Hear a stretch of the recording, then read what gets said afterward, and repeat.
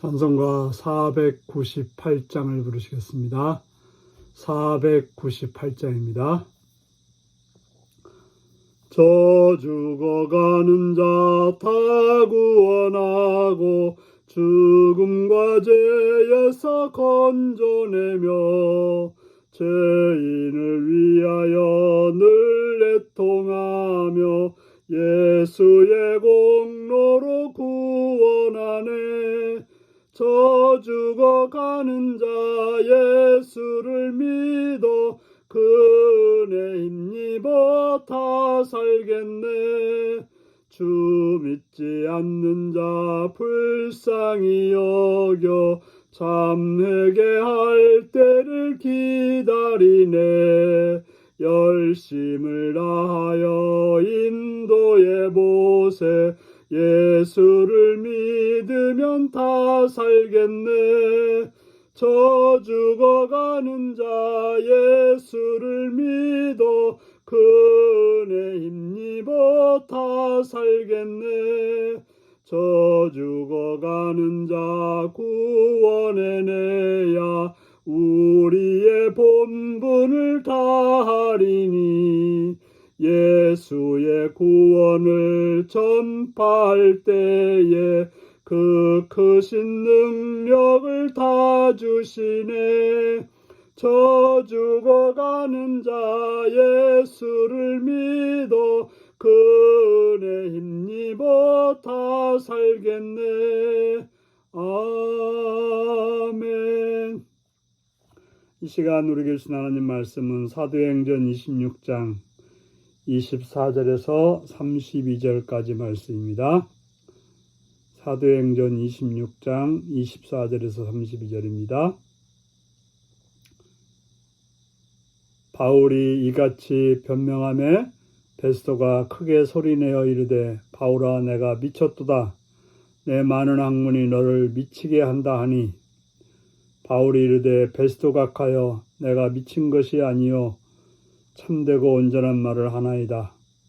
왕께서는 이 일을 아시기로 내가 왕께 담대히 말하노니 이 일에 하나라도 아시지 못함이 없는 줄 믿나이다.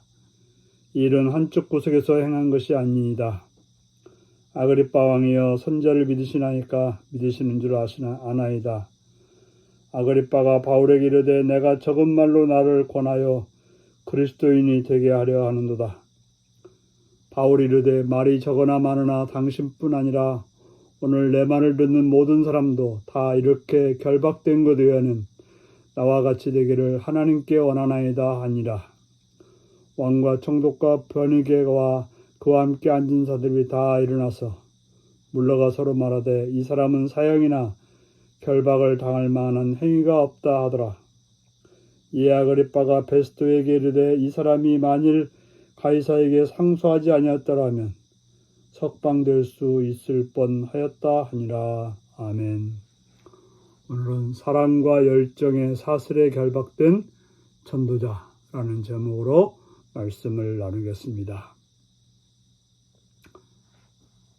바울은 자신이 예수님을 만나서 어떻게 변화되었는지, 그리고 자신은 예수님의 부활을 증언하는 그런 증인이라는 사실을 선언했습니다. 이러한 변명에 베스도는 크게 소리내어 이르되 바울아 내가 미쳤도다라고 말합니다. 그들은 바울의 그 열정, 복음에 대한 열정 앞에 감동하기보다는 튕겨냅니다. 그러면서 바울을 미쳤다라고 말합니다. 내 많은 학문이 너를 미치게 한다라고 말하고 있습니다. 참 복음을 듣고도 바울에게 복음을 듣고도 그들은 그 복음을 믿지 못했을 때 도리어 전도자를 미쳤다라고 말하고 있습니다. 그때 바울은 베스토가여 내가 미친 것이 아니요 참되고 온전한 말을 하나이다. 참으로 바울은 합당한 말을 했던 거죠. 바로 만군의 여호와이신 하나님의 아들이신 예수 그리스도에 관한 증언을 그는 바르게 했던 것입니다. 그러면서 계속 말합니다.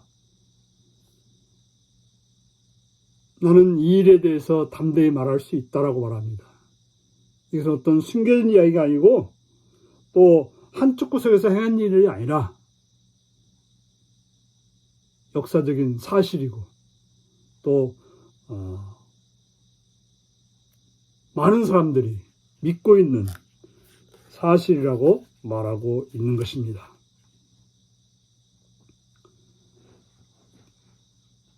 그때 그들은 바울이 학식이 있다라고 인정하면서도 바울이 말한 부활신앙은 비정상으로 여기고 있습니다. 부활의 예수님을 분명 만났기에 바울은 자신이 전하는 것은 참되고 온전한 말이라고 확신합니다. 바울은 아그리빠에게 믿음을 가지기를 권했지만 아그리빠는 바울의 전도 행위를 반박하고 있습니다.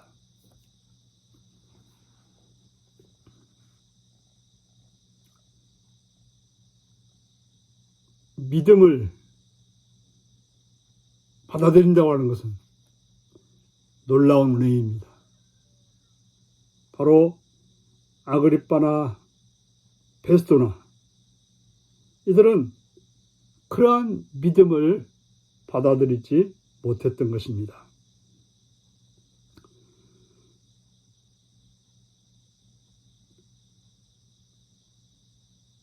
바울은 그런 이방 권력자들의 반응에 개의치 않고 계속해서 사랑과 열정으로 복음을 증언합니다. 그들은 이 말씀을 들었지만 믿지는 못합니다. 영적 눈과 귀가 열리지 않으면 생명의 복음을 들어도 그 가치를 알 수 없는 것입니다. 우리가 이 가치를 알고 믿고 있다는 것이 얼마나 큰 은혜인 것 대해서 감사해야 될 것입니다. 하지만 이방 권력자들은 만장일치로 바울이 무죄임을 인정합니다. 공적인 판결을 그들은 내릴 수가 없어서 내리지 않았지만 바울에게는 사형이나 결박을 당할 만한 죄가 없었던 것입니다. 특히 아그리빠는 말하기를 바울이 가이사에게 상소하지 않았더라면 석방될 수 있었을 거라고 말하고 있습니다. 로마 시민인 바울이 상소했기 때문에 바울은 자신의 원대로 로마로 가서 재판을 받아야 되었던 것입니다.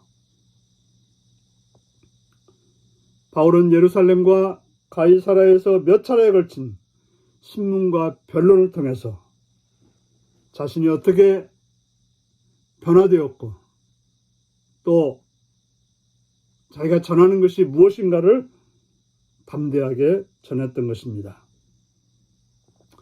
그는 성령의 매인자가 되어서 증인의 사명을 가지고 주께서 원하신 그 로마까지 가게 되는 것입니다.